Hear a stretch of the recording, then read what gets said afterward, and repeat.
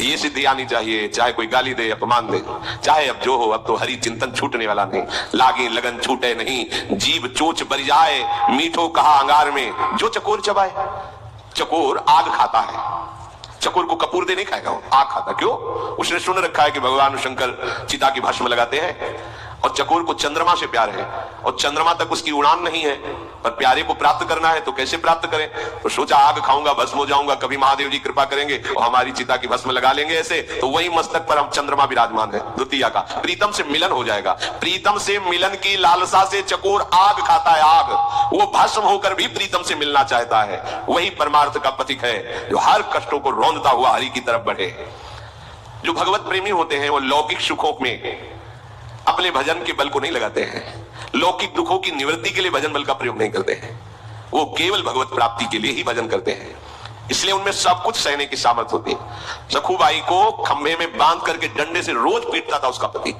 सास कितना दुर्व्यवहार करती थी, लेकिन एक क्षण के लिए भी विट्ठल का चिंतन कभी नहीं रुका। एक दिन देखा कि साधु मंडली जा रही है भगवान विट्ठलनाथ जी के दर्शन करने के लिए।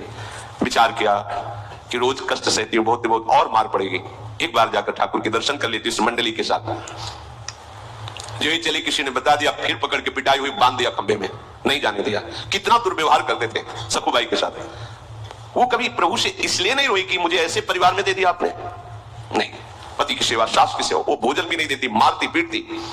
अब तो खंबे में ही बांध दिया कि ये तो भाग जाएगी ठाकुर जी के पास। तो जानते हो विट्ठल स्वयं आ गए और सखुबाई से कहा तुम्हें जाने का मन है, तुम जाओ। बोले फिर पकड़ ले? बोले पकड़ेगी तब ना, जब सखु नहीं होंगी, मैं सखु बन के बनता हूं, तुम जाओ। देखो सखुबाई बन करके आप बंध गए और भक्तों को मुक्त कर दिया, जाओ। क्या है ये है साधुता। जरा सा कोई प्रतिकूल हो जाए तो कहते हैं हमारा भजन नहीं बनता क्योंकि परिवार के विरोध करते हैं। वहां तो रोज पिटाई होती थी, भजन छूटा। भागमती बाई, राजा ने, राजाओं का अधिकार था कई रानी कर सकते हैं, तो नवीन रानी और दोनों में प्रीता, अब ये दूसरी रानी हो गई। और ये श्री नागरीदास जी महाराज जो बरसाने में रहते थे उनसे सत्संग करती, तो प्रिया प्रीतम के चरणों में प्रीति, संयम से रहते हुए हर समय राधा राधा।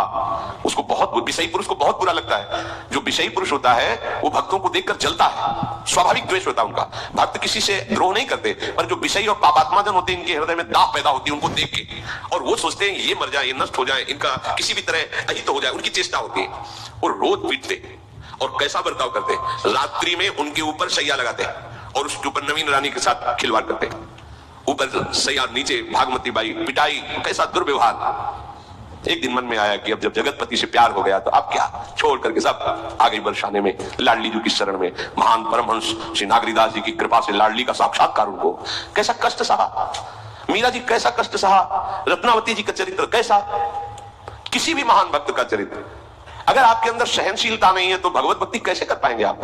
4 लोग प्रणाम कर दिए तो फूल गए, कुछ लोग निंदा कर दिए तो रोने लगे, ऐसा नहीं। भरी सभा में तुम्हारी निंदा हो तो भी तुम्हें मुस्कुराना पड़ेगा, क्योंकि तुम्हारे भगवान तुम्हें पुष्ट करना चाहते हैं।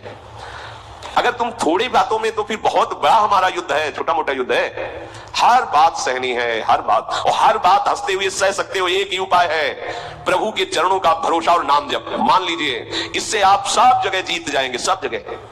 तो तितिक्षवा और दूसरा कारुणिका, स्वभाव में करुणा होती है। जैसे किसी से त्रुटि हो गई, समझा गया कि अपराध बन गया, अब उसके लिए दंड विधान किया जाता है। चलो आप इतने वर्ष हमारे समीप नहीं आओगे, दूर रहो। अब सबको लगता है कितने कठोर हैं कि इन्होंने दूर कर दिया। तुम पास हो उतना चिंतन नहीं होता जितना वो दूर है उसका चिंतन हो रहा है। उस गुरुजनों की करुणा को तुम समझ नहीं पाओगे, और उस चिंतन में जो अपराध उसको अगले जन्म में भोगना होता, वो वर्तमान में उसको जलन से भुगवा कर पवित्र करके भगवत मार्ग की ऊंचाई पर चढ़ा देना। महापुरुषों की, गुरुजनों की करुणा को केवल भगवान या उस कोटि का महापुरुष ही जानता, दूसरा नहीं जानता। दूसरे को लगेगा कि दंड विधान कर दिया, क्या साधु क्षमा कर देते?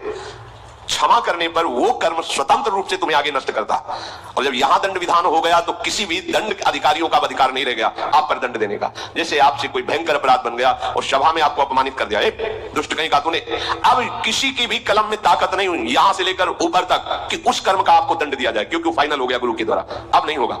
इसीलिए गुरुजन कभी क्षमा नहीं करते, तत्काल दंड देते हैं, क्योंकि कोई और दंड ना देते। जैसे अपना बच्चा गलती करे और लोगों ने पकड़ लिया, अब मां बड़ी चतुर होती है, वो दौड़ के जाएगी। अच्छा ये है ही दुष्ट ऐसा, और सबसे छुड़ा के वो अपना हाथ पकड़ के और ऊंचा हाथ करके मानो बहुत जोर प्रहार कर रही, और यहां लगेगा धीमे और खूब हल्ला मचाएगी, और इशारे से बच्चे से भी कहेगी रो डट के, जिससे सब लोग कहे अरे बहन जी रहने दीजिए, अब लड़का ही तो है, बोले तुम कहते हो तो छोड़ देते, चलो छोड़ दिया। ये एक वात्सल्य अंश में ये चतुरता है, तो अनंत वात्सल्य समुद्र प्रभु का स्वरूप गुरुदेव संत में कितनी करुणा होगी। भयानक से भयानक अपराध को ऐसे साधारण बातों से वो नष्ट कर देते हैं। कारुणिका, साधु के हृदय को जानना केवल भगवान या भगवत स्वरूप उसी कोटि का महात्मा दूसरा नहीं जान सकता।